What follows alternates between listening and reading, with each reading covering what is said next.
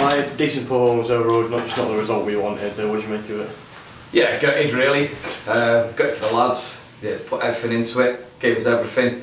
I just felt like we got 2-1 in front. Thought, oh yeah, hang on, we can actually get something out of this. But you know, we just fall on the wrong side of a 5-goal game.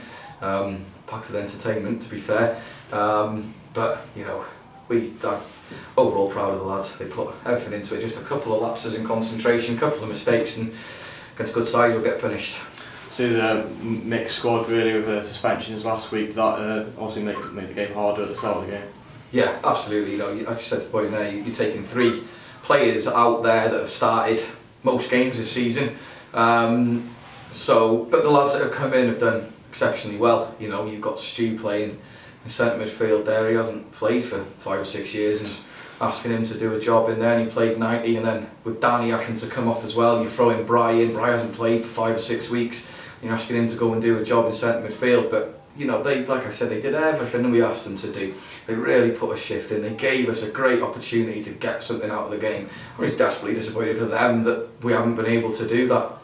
Does that show even more though? You know, this squad has clicked now. Obviously, it's a weakened team, and we can still compete with Colwyn Bay, who've lost like 1 in the last 10 games. Yeah, I said that to the lads. I said, I think, you know, even though we've lost the game, there's definitely improvements on performance there. It was a million miles away from when we played Colwyn Bay at their place in terms of our threats and our ability to get on the ball and play and go forward. And I thought we were poor until they scored. They scored, that seemed to kick us into gear, and after that I felt as though we really did threaten them to get 2-1 up. Yeah, you know, we're looking alright here.